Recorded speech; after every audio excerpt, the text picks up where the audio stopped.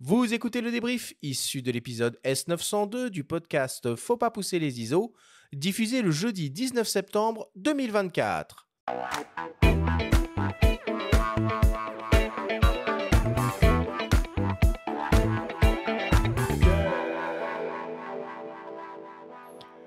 Nous sommes toujours avec le vidéaste et réalisateur Romain Sarret pour cette grande masterclass dédiée au LUT vidéo. C'est le moment du débrief qui vous est présenté par ipln.fr, le spécialiste photo et vidéo. Romain, si on devait essayer de synthétiser tout ce que l'on s'est dit pendant cette émission. Première question, qu'est-ce que ça veut dire LUT ? Lookup Table, c'est-à-dire preset. Et en quoi ça consiste du coup? Parce que bon, Alors preset, pareil, dire... c'est un mot anglais, donc ça va pas. Style d'image. Style d'image, pré-réglage. Effet artistique. C'est un pré-réglage. Ouais, c'est un pré-réglage, exactement.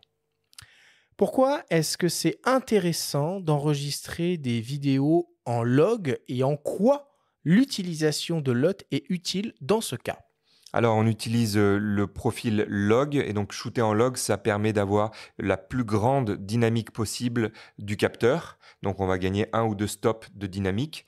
Et ensuite, on utilise des LUT de conversion pour gagner du temps, principalement.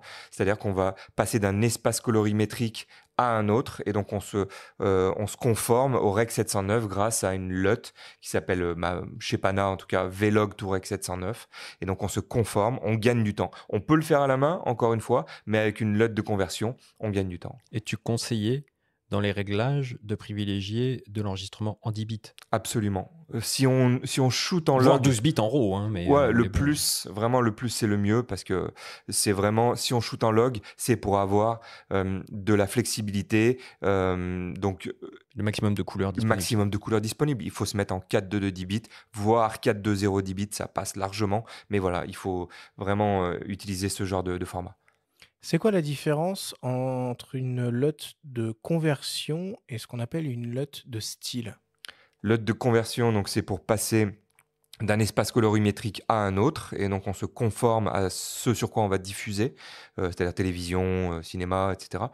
Et LUT de style, c'est vraiment... donc la première sera appliquée à 100%, la plupart du temps en tout cas, et alors que la deuxième, c'est une LUT créative. On n'est pas obligé de shooter en log, on peut faire ça à partir du profil standard, neutre, ce que vous voulez, déjà du 709 qui est déjà assez piqué, colorisé, contrasté, et on vient appliquer à 10, 20, 30% un style du jaune, hein, par rapport au film dont tu faisais, auquel tu faisais référence, ou Breaking Bad, on parlait de... On a parlé de Breaking trafic Bad. dans l'émission. Voilà, Breaking trafic, Bad. c'est ça.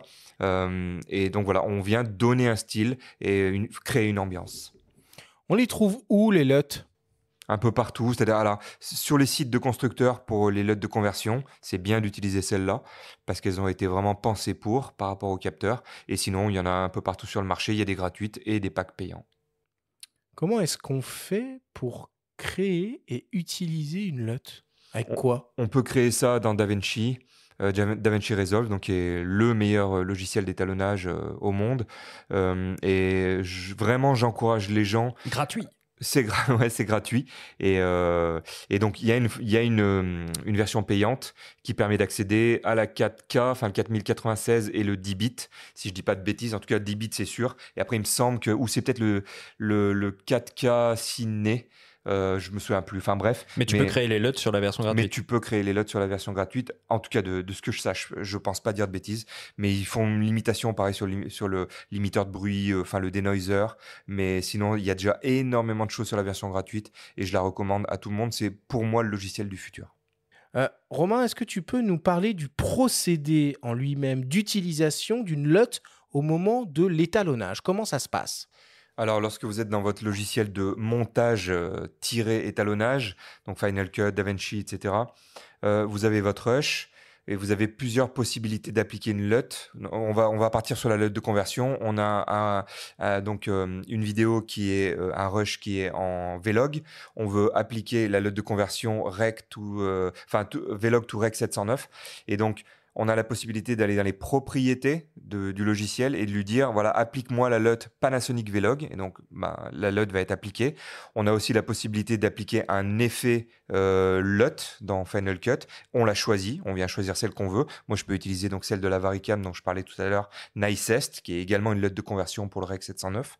Et donc, pareil, hein, dans DaVinci, on applique un nœud et on fait un clic droit, appliquer donc LUT 3D et on choisit celle qu'on veut, Panasonic V-Log. Et ensuite, pour finir, si on veut, mais c'est pas recommandé pour de la conversion, en tout cas, on a un pourcentage d'application, donc 100% hein, pour rappel pour celle de conversion et 10, 20, 30 pour celle les créatives. Et on vous invite à réécouter l'émission et tout le passage où tu décris justement l'utilisation et l'implication de ces utilisations de nœuds dans le logiciel. C'est plutôt très bien expliqué. Et pour terminer, Romain, dernière question. À quoi ça sert d'utiliser les LUT à la prise de vue? Alors, les LUT à la prise de vue, ça va éviter d'avoir des surprises et ça va nous aider, notamment, surtout hein, pour l'exposition. Ça va permettre d'avoir une image qui est un minimum qui est contrastée, qui est saturée correctement. Ça va nous permettre de voir si on est correctement exposé et en plus ça va nous aider si on est en focus manuel avec par exemple de l'anamorphique à faire le point correctement parce que sur une image non contrastée c'est très difficile de voir le point. Et je me permettrai d'ajouter ce que nous a confié donc le chef opérateur de cinéma Nicolas Gorin dans son témoignage, que ça rend l'image regardable pendant l'enregistrement et c'est pas rien. Merci beaucoup pour toutes ces explications.